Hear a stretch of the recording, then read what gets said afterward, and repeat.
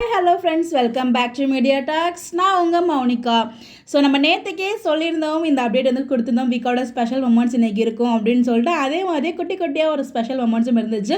So எனக்கு காவேரி தான் வேணும் அப்படின்னு விஜய் சொல்லும்போது, நம்ம காவேரியோட மூஞ்சில் ஒரு அழகான ஒரு ஸ்மைலு. ஸோ அதே மாதிரி வந்து பார்த்திங்கன்னா, நம்ம காவேரி போயிட்டு மாமா கிட்டே போட்டு கொடுத்துட்டாங்க, என்னை ஃபாலோ பண்ணிகிட்டே வராரு அப்படின்னு சொல்லிட்டு. என் பின்னாடி வராதிங்கன்னு சொல்லிட்டு என்னை பற்றி ஏதோ பேசிகிட்டு இருக்காளே அப்படிங்கிற மாதிரி சொல்லுவாங்க. ஃபுல்லாக போட்டு கொடுத்துட்டாங்க. ஏன்னா இதுக்கப்புறம் மாப்பிள்ளை பார்க்கக்கூடாது அப்படிங்கிற ஒரு ரீசனால தான் வந்து பார்த்தீங்கன்னா, ஒரு பொசசிவ்னஸ்னால இந்த இது போட்டு கொடுத்துட்டு போயிட்டாங்க. மாமாவுமே வந்து இதை போய் மாமி காலில் போட்டு வைக்கணும் அப்படிங்கிற மாதிரி வந்து சொல்லிட்டு இருப்பாங்க.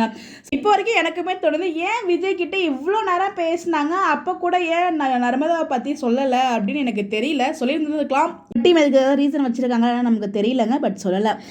அதாவது காவேரி வந்து பார்த்தீங்கன்னா, எனக்கு நான் மாப்பிள்ளை பார்க்க சொல்லியிருக்கேன் அப்படின்னு சொல்லும்போது, புரிஞ்சதோனோ அப்படின்னு சொல்லி கேட்பாங்களே, வலிக்கட்டும் எனக்கு வலிக்கவே இல்லையே அப்படின்னு சொல்லும்போது ரெண்டு பேரும் இந்த ஸ்மைல் அதுவுமே ரொம்ப க்யூட்டாக இருந்துச்சு. இன்றைக்கி எபிசோட் அதாவது ஸ்டார்டிங்கும் சரி எண்டிங்கும் சரி நமக்கு பிடிச்ச மாதிரி இருந்துச்சு ரொம்பவே.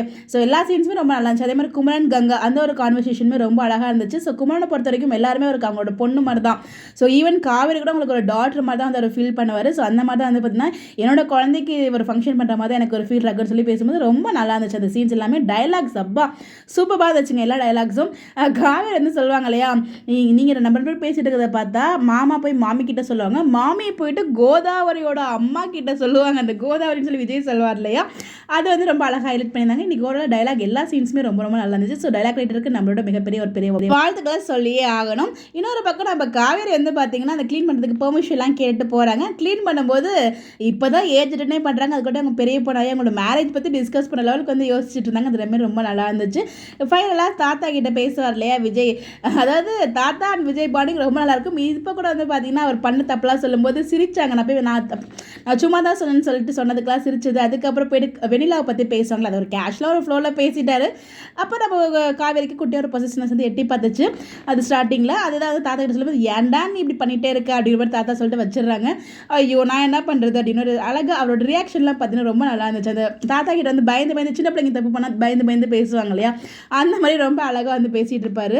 ஓவரால் இன்றைக்கி எபிசோட் ரொம்பவே நல்லா இருந்துச்சு. இப்போ வரைக்கும் வந்து யாருக்கும் இன்வைட் பண்ண மாதிரி தெரியல. அவங்க அத்தையுமே, அதாவது குமரோட அம்மா வந்து எப்படி அது கூட கொடைக்கானல்லேருந்து வருவாங்க அப்படின்னு சொல்லி நான் கூட நேற்று கொஷின் வந்து வச்சுருந்தேன். அதுக்கு நியாயப்படுத்துகிற மாதிரி வந்து பார்த்தீங்கன்னா, திண்டுக்கல்லில் இருக்காங்க, திண்டுக்கல்லேருந்து ட்ரெயினில் வந்துருவாங்க அப்படிங்கிற மாதிரி சொல்லியிருக்காங்க. திண்டுக்கல்லேருந்து ட்ரெயின் கொஞ்சம் ஃபாஸ்ட்டாகவே வந்துருவாங்க அப்படிங்கிறதுனால தான் அந்த மாதிரி ஒரு ட்ராக் வந்து வச்சுருக்காங்க. பிளான் பண்ணி தான் எல்லாமே பண்ணிகிட்டு இருக்காங்க. பார்ப்போம் நாளைக்கு எபிசோடில் நம்ம மாமன் சீர் கொண்டு வருவார்னு நினைக்கிறேன். ஸோ நாளை ப்ரிவியூவில் தான் வந்து பார்த்தீங்கன்னா ஆன்ட்டி, அதாவது மாமி வந்து சொல்கிறாங்க, சீர் செமையாக செய்யணும், இந்த சீரில் என் வாழ்க்கையை சீர் பண்ண போகிறேன் அப்படிங்கிற மாதிரிலாம் வந்து சொல்லி பேசிகிட்டு இருப்பார்.